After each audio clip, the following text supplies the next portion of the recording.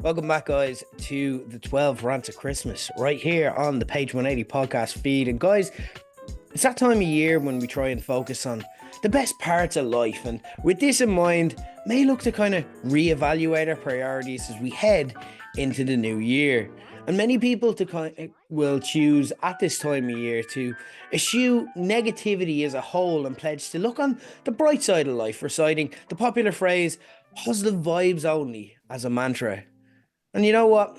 I have a special Christmas message for those who already live their lives by this mantra, which those looking to take it up might wish to consider. Fuck off. And you may be thinking as I say that, Jer, how can you have an issue with people looking to add some positivity in their lives, especially in this world where mental health issues are so prevalent? And that's a fair question, but it's also wrong. When I say to you guys, have a happy new year, I want to be clear here. I mean it. I'm genuinely hopeful your 2024 is filled with joy and, I'm being honest here, positivity. I hope those you love are healthy, that you get the good news you've been waiting for, and that you hit every one of your goals for the year. But the one way you actually won't succeed in all of that is by becoming one of these smug and annoying twats, loudly proclaiming how positive they are and decrying the negativity that they've seemingly put in the rearview mirror. That's because this mindset in practice is one of the most toxic and negative ones I've actually ever encountered. People who loudly declare their positive mindset are generally the type of people who are only ever doing it either as a stick to beat other people with or as a way to try and claim some moral superiority over others.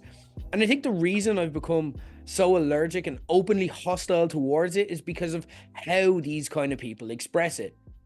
Think for a second, not about the people in your life who crow loudest about this, but instead about the people in your life that actually come to mind when you think of sources of consistent joy for you. And first off, when you're trying to think of the contrast between the people who say it and the people who actually are it, the question I'd ask you is, they're not the same people, are they? And that's really weird, huh? That's probably because the people in your life who constantly go on about their positive mindset are always doing it in a way that actually puts other people's mindsets down. People are always going to try and put you down, but rise above it and be your best self. Positive vibes only, XOXO, is the kind of nonsense that they'll come out with. You see it a lot on X and Twitter today, for example, where people are like, I can't stand this place anymore. It's become a cesspool for negativity, and I just don't want that in my life, they'll post, knowing that the only people who read it will be other people on the website who they're vaguely referring to as contributing towards that negativity. And it's always so non-specific too. The thing that makes them angry is just general negativity, which can mean whatever they want it to mean, and more importantly, be perceived however people reading it want to take it, which they know the default that everyone takes these kind of nonsense, vague posts. You remember we used to have vague booking when Facebook was a thing to question their own mentality. It only makes others around them feel insecure and like they're the ones who are actually wrong. Again, these people are superior to them. So basically the message amounts to, in practice, everything I think and feel is right, aka positive, and if you ever disagree with me, you're being negative and there's something wrong with you. It's actually one of the most narcissistic trains of thought someone can engage in. Never mind the fact that it's just not how the brain works in the real world, and not being able to acknowledge that just shows extremely low emotional intelligence on their part. The best, most universal example I can think of to kind of explain how damaging attempting to follow this mindset can be is actually one of my favorite movies of all time. One of those whose sequel I'm eagerly anticipating next year. That's Pixar's Inside Out, which I'm now going to discuss with spoilers, so be warned if you haven't seen it yet. And in fact, you know what? If you haven't seen it, it's Christmas, you've got time, don't lie. So pause this, watch it now, and then come back and thank me afterwards. Inside Out follows a child, Riley, who's grown up happily with her loving parents by introducing us to personifications of her core emotions, which we meet as sadness, joy, anger, fear, and disgust. Given her happy upbringing until we meet her, joy is the dominant emotion and ringleader trying to marginalise the impact of sadness, which she sees as a threat. However, As Riley moves to San Francisco away from her family childhood home, Joy notices sadness turning happy memories into ones that now actually upset Riley. Joy tries to protect Riley by pushing all of the sadness away, but that only leads to the two of them getting lost together, and instead, 11-year-old Riley finds herself being controlled by anger, fear, and disgust with disastrous results. Bing Bong fades away and we're all devastated. That doesn't help the message I'm trying to make. I just want to acknowledge that it's really sad when Bing Bong fades away. But long story short, after spending the entire movie trying to resist her, Joy realizes that sadness is a natural part of life, and for joy to exist, sadness has to also. And can I just say, what a fucking movie, lads. Like, that's made for younger children to be able to understand really complex emotions, and is told in a way that they can and did. It was Pixar's largest ever opening for an original movie. It was the second largest ever opening behind Toy Story 3 at the time, and made over $850 million at the box office worldwide. It rated 98% fresh on Rotten Tomatoes, and it is ranked within IMDb's top 200 films of all time. Yet despite this being among the most watched and beloved movies of the past decade, with a message made that is simple enough for even children to digest, is every positive vibes only person not literally saying the exact same thing that Joy said at the start of the movie? Here are some harsh and perhaps not very Christmassy realities for you. You are going to die one day. Everyone you love will also die, many of whom without any warning and some in very preventable circumstances. You live in a world where much of it is ravaged by war, where innocent women and children are victims daily, and in places not ravaged by war, there's a global warming crisis causing many species of animals to go extinct, and perhaps destroying the planet in ways that generations of your family, who will be here while you're alive, will be affected by. If you live in Ireland, just a few weeks ago, racists attempt to burn your capital city down. Seriously, I could literally smell the burning from my balcony just feet away from where I record this.